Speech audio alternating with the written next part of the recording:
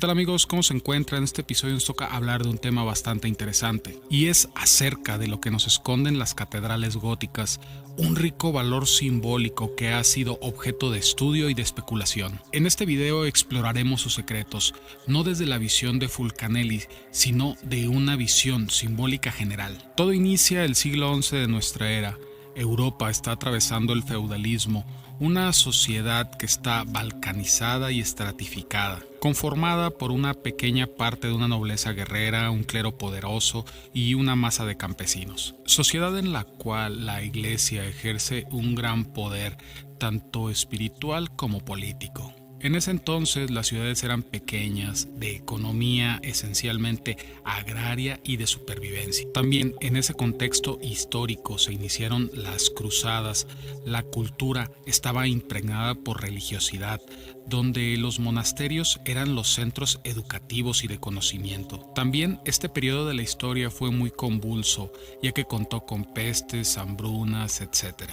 Y todo esto era reflejado en su arte, ya que su arquitectura estaba representada por el arte románico, antecesor del gótico, un arte que consistía en su solidez y sencillez, reflejando la austeridad de la fe de esa época. Espacios con poca iluminación en el interior, es decir, oscuros y misteriosos, pero esta sencillez se debía a varios factores.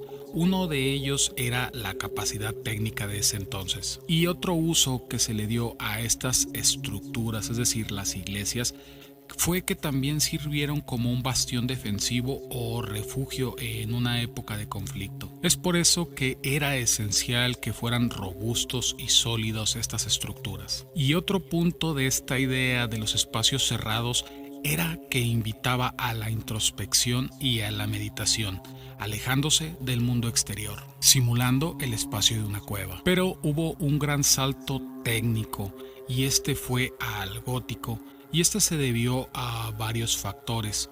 Uno de ellos fue los avances técnicos, como lo fue el arco apuntado, la bóveda de crucería, los arbotantes, que esto permitió construir edificios más altos y luminosos. Junto a estos avances tecnológicos también hubo cambios económicos, los cuales permitieron el crecimiento de las ciudades, que dejó que la inversión para proyectos arquitectónicos fuera más ambiciosa. Y con esta evolución tecnológica aportó un énfasis que tenemos hasta nuestros días impresos en la cultura, la luz como un símbolo de lo divino. Toda esta concepción fue influenciada por el neoplatonismo, pero la competencia que se dio entre ciudades ocasionó que la construcción de las catedrales fuera más impresionantes, como símbolos de poder y renovación espiritual, dado a un nuevo fervor religioso, que buscaba la forma de expresarse en arquitectura, justo como lo hacían con las antiguas pirámides. El arte gótico surgió en Francia a mediados del siglo XII.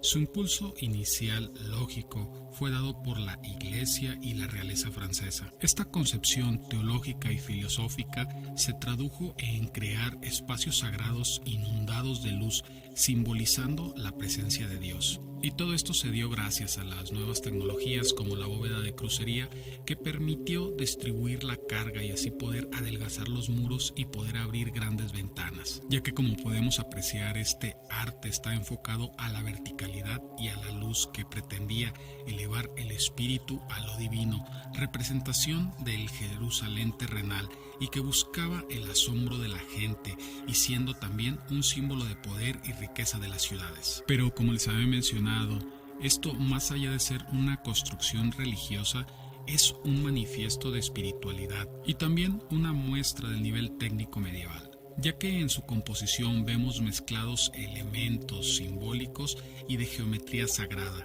reflejando esa gran comprensión del cosmos que se tenía en la antigüedad, ya que su diseño y disposición están cargados de elementos simbólicos numéricos.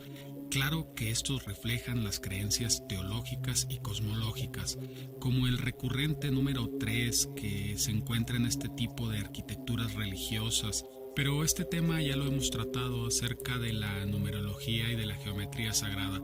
Aquí les dejaré en la parte superior lo que es una etiqueta para si quieren ir a ver el video al finalizar este. Estos monumentos en sí son un reflejo del microcosmos.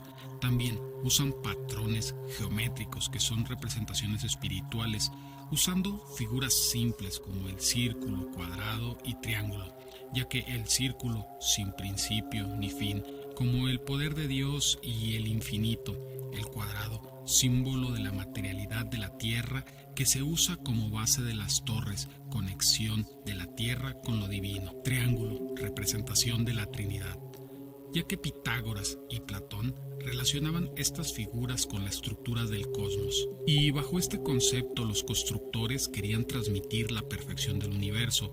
Como dijimos anteriormente, esta era una representación del cosmos y del microcosmos. Sus altas estructuras es el anhelo del alma a alcanzar los cielos. Sus vitrales atravesados por la luz divina encontrándose con el mundo material. La orientación de estas, el altar mayor apunta siempre hacia el oriente, donde nace el sol, simbolizando la resurrección y los ciclos. Siendo este, como las pirámides o el árbol de la vida, un axis mundi, es decir, el eje que conecta al cielo con la tierra. Y aquí en este periodo es donde aparece el gremio de los constructores, que tenía un celoso hermetismo para proteger sus conocimientos, como hemos visto en esta clase de sociedades secretas o incluso en los sindicatos modernos, que les permitía el control de personal y evitar la competencia. Y también de ahí viene que solamente hombres libres se unieran, ya que ni esclavos ni siervos podían unirse al gremio como el ámbito del masón. Esto en inicio fue como un protosindicato que ya regulaba los horarios de trabajo y la seguridad social de sus integrantes. Constructores de estos libros de piedra, códices visuales que con su lenguaje de piedra, con sus quimeras y gárgolas, guardianes espirituales, esconden muchos secretos. Otro dato a tener en cuenta es que la mayoría de la población o los miembros de alguna congregación religiosa eran analfabetas, y esta servía como una guía visual que permitía a los creyentes comprender los misterios divinos. Las gárgolas, que éstas también servían como desagüe, su apariencia es meramente simbólica, ya que estos son guardianes como las quimeras, recordatorio de la lucha del bien y del mal, ya que las quimeras no tenían una función arquitectónica, sino que eran puramente simbólicas, ya que estas eran formaciones de diferentes partes de animales, representando las fuerzas caóticas y los peligros del mundo exterior. Las quimeras en sí son el pecado, pero las catedrales góticas también poseen su lenguaje, y este está en la acústica y la luz, ya que la luz trasciende de un aspecto estético al carácter simbólico. También el escenario sonoro que permitía la elevación del espíritu, ya que por su gran tamaño era importante la propagación del sonido, para que la inmersión en estas obras fuera una experiencia espiritual, como tal lo hizo Wagner en sus obras.